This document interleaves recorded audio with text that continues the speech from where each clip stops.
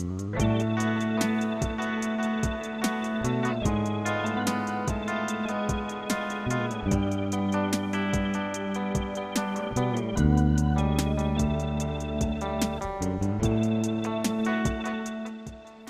really sad to think, Larry, that a little child not knowing how to read would be totally confused about why he or she was falling behind. And we see here that if children don't get guidance from adults, like Stacy and John talk about, then they're going to be lost, and this is probably where some personality disorders can start taking place. Of course. I mean, you could see how people might start to have self-esteem, low self-esteem, or Right. feelings of inadequacy and intense frustration. Mm-hmm. Did you feel angry or frustrated that you knew you really weren't? I did. I felt low, I felt funny, felt dumb, stupid, ignorant. But after the bell rang, I was safe. When I was in that Bible class, it just made me really mad because I couldn't write down the words.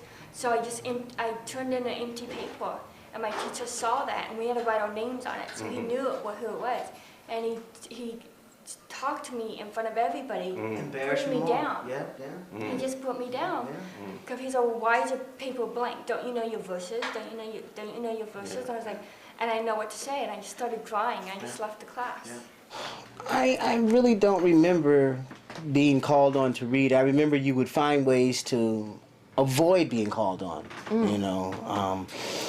You would have a tendency to get in trouble.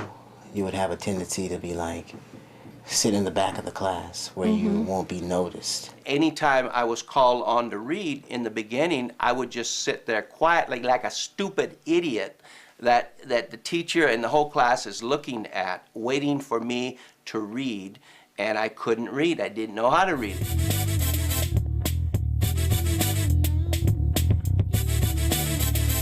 When she calls on me to read, I'm going to make her pay for it. I'm going to turn my desk over. I'm going to cause a fuss. I'm going to hit somebody. I'm going to disrupt this environment because it's not going to happen. You might as well be a brat. You might as well get sent out the class. So you don't have to read. So you don't have to read. So you don't have to be exposed. You might as well just create a ruckus, and the teacher will get mad at you and kick you out. The code is silence, and the conspiracy was on, the perpetuation was on. And did teachers know? Teachers were not telling my parents when I was in the 5th grade. They were talking about my rage. I mean, they thought something was wrong with me. And so by the time I was in the 4th grade, I had enough of what the treatment, the physical treatment and the psychological treatment that I had in the 3rd grade. I didn't like the dumb row. I didn't know how I got there. I knew one thing, that my mother and father told me from the first 6 years of my life that I was smart. In the 4th grade, I started acting out. And I started becoming a behavior problem. And my reading problem was pretty much covered up because of my behavior problem. A lot of kids with the low skills that I have that go into junior high school, 7th and 8th grade, they've given up on themselves, and the system's given up on them. So they're either going to be dropouts or pushouts.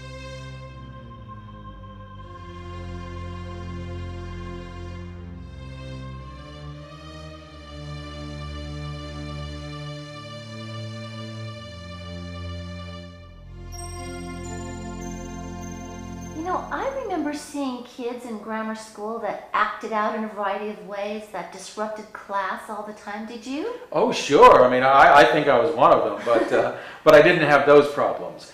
What really hit me here was that already these young children, our young non-readers, are already finding ways of having diversions, distractions, their pain and their anger. They're acting out, but they're also acting out in a way that they would rather get in trouble for doing those things than to be humiliated.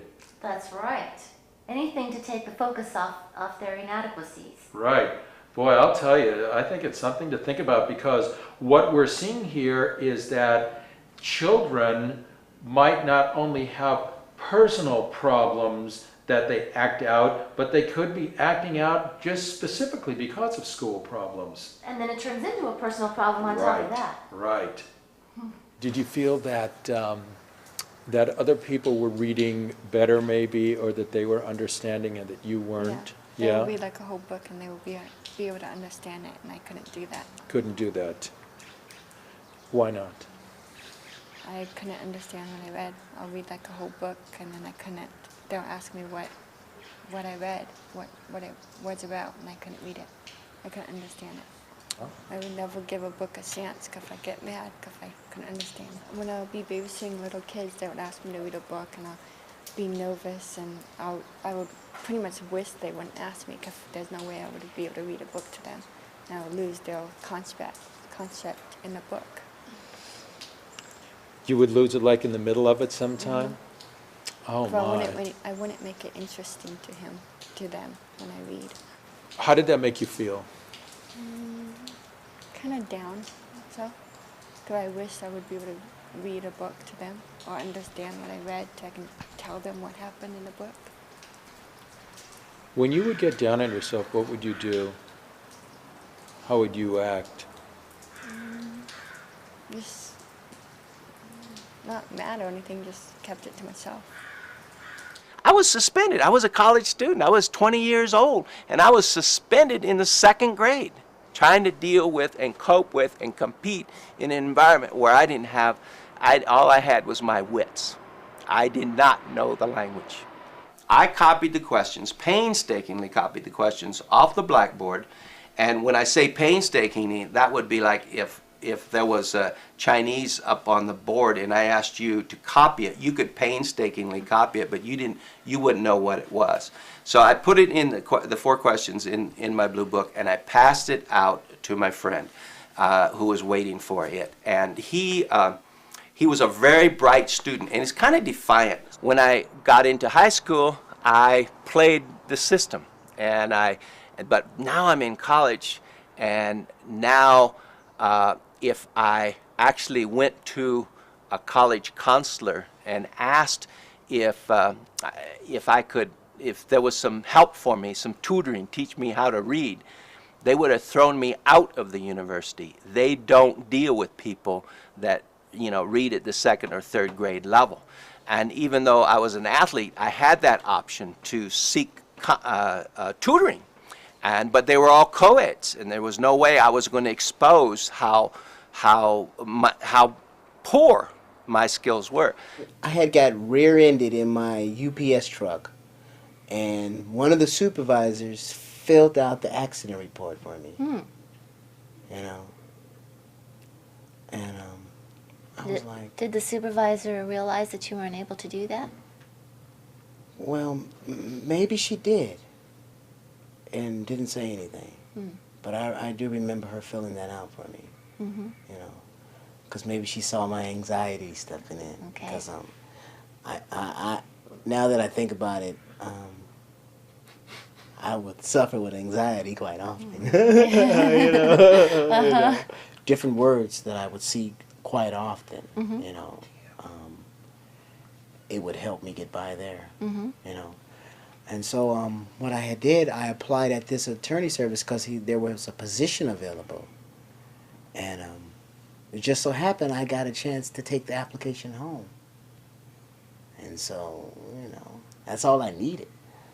I remember one time I was told that I needed to fill out a 28-line declaration. Now, I went into anxiety because I was like, how am I going to write 28 lines or something? It just so happened 28-line declaration means a piece of paper that has 28 lines that are numbered. So imagine having a notebook and a pen and you want to write all these ideas down that are in your head, but you can't do it. You go get the dictionary. You don't know how to. You know how to use the dictionary, but you don't know how to spell the words. So you're totally lost. I bought my mom a funeral card one time for Mother's Day, and she thought it was so cute. I was like, oh, God. I had math skills, and I did teach, when I did my practice teaching, I had 4 university professors observing me. And I knew that I couldn't write anything on the board. So I had control of that. I knew I wasn't going to write anything on the board. I knew I was going to manipulate the students. I was going to manipulate somebody in there, or we were going to have a fire drill. I was a teacher in California for 17 years. I had a California teaching credential.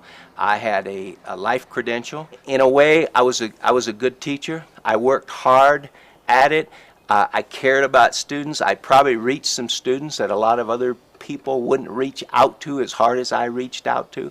I created an oral environment because my world was oral. I don't think there's too many, I hope there's not too many with the severe issues that I had. I mean, I couldn't write a sentence when I was a teacher. I couldn't write a complete sentence. So part of what I needed to have on the board, I had to have somebody write that on the board, and it was usually a student that I identified. And I used to even give books. My wife and I would go to book sales, you know, and I would buy these titles, and I would actually give them to my students and tell them to share them with others, read them, and give us oral reports. And after school, we have a faculty meeting where now the faculty is in control with the principal in front. Okay, now I still know that I can't write anything on the board, and it's quite often in these faculty meetings the principal will call on somebody to go to the board and let's take these notes, or go to we'll have some kind of chart or something. We'll start writing some of our ideas down, you know. That was like the first 5 minutes of every faculty meeting. It was scary, you know, and I couldn't be late all the time. That was all part of it. You could be late some of the time. That's part of your contingency, your backup system. Sit in the back of the room, and one of the things that we learn from childhood, adults that can't read, we paint ourselves invisible. We try to make ourselves invisible so we can be quiet, passive. And I'm 6'4", and you know I'm not really that quiet. It's really hard for me to be quiet. But under those circumstances, you're quiet.